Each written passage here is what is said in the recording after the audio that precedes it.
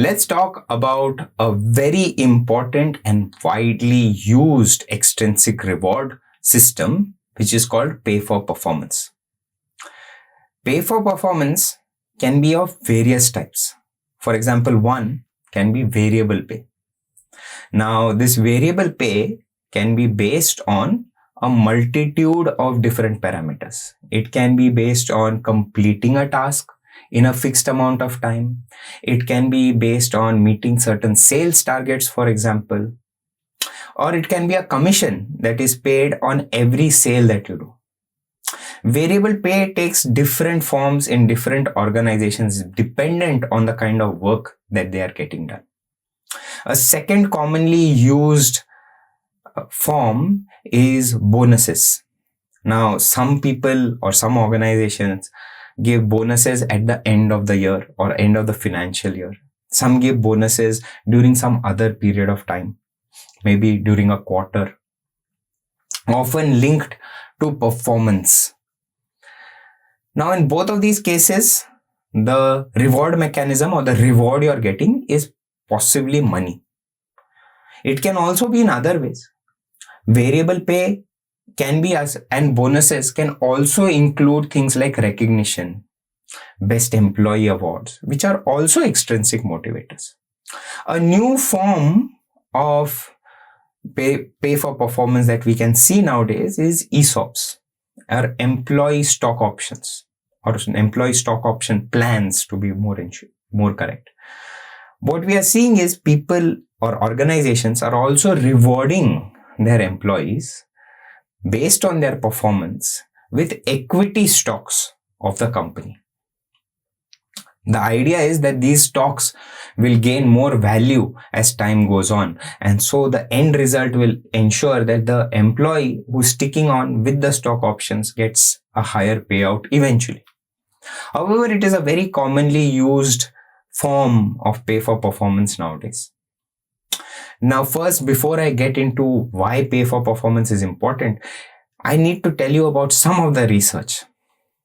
For example, two important research studies suggest that pay for performance by itself does not lead to innovation or creativity within the workforce.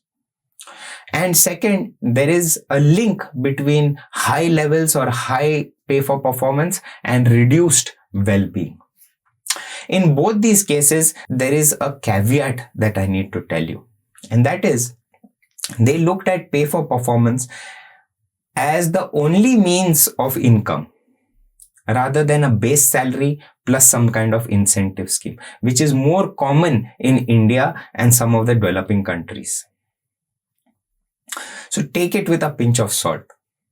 But without this pay for performance, there can be other issues.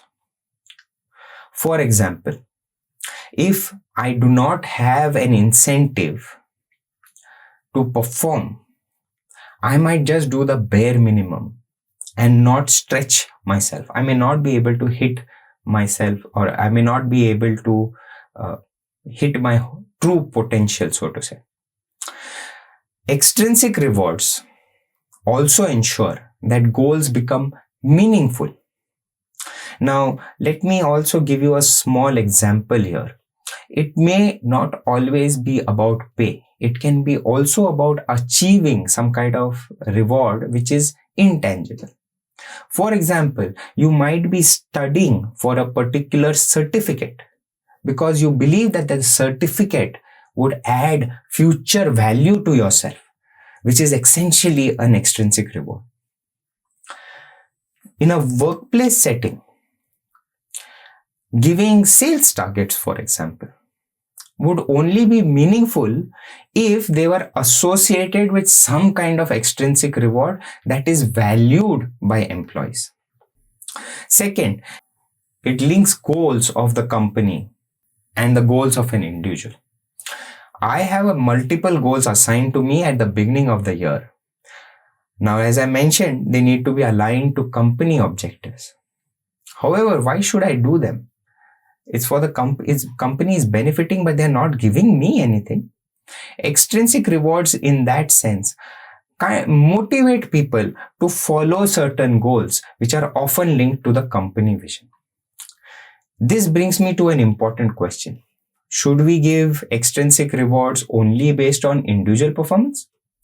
Well, the answer is we should give rewards, especially extrinsic rewards, based on not only individual performance, but also team performance and organizational performance.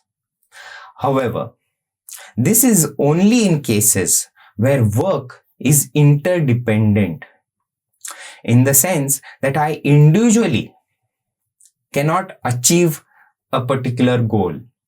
I need a team of people all doing their jobs to ensure that the goal is achieved. If most of the work is based on individual contribution, rewarding individual contribution and organizational performance makes much more sense. In which case, because you want to foster some kind of competition among these individual contributors. Remember, if there are extrinsic rewards linked to goals, but your goals are collaborative, it would make most sense to have 3 levels of extrinsic rewards. On the other hand, if your goals, especially organizational goals, are linked to individual contributors, it might make most sense to reward individual performance. Extrinsic rewards also have another additional benefit. They can recognize merit.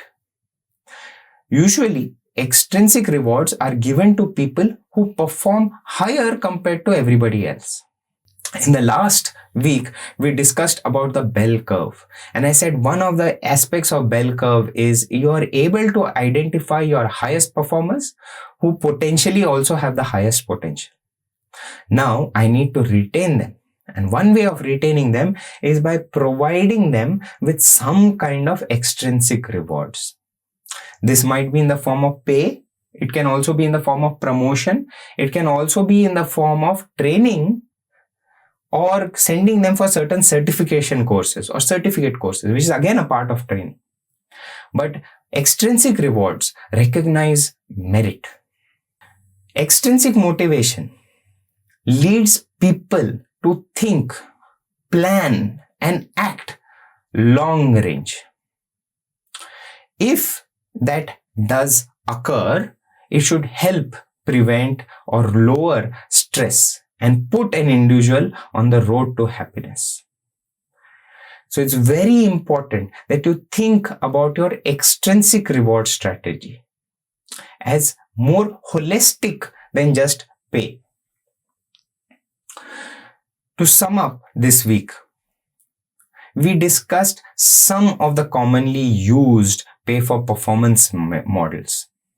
And my argument to you is pay for performance or extrinsic rewards are not only about pay or money. They also include things like promotions, certifications.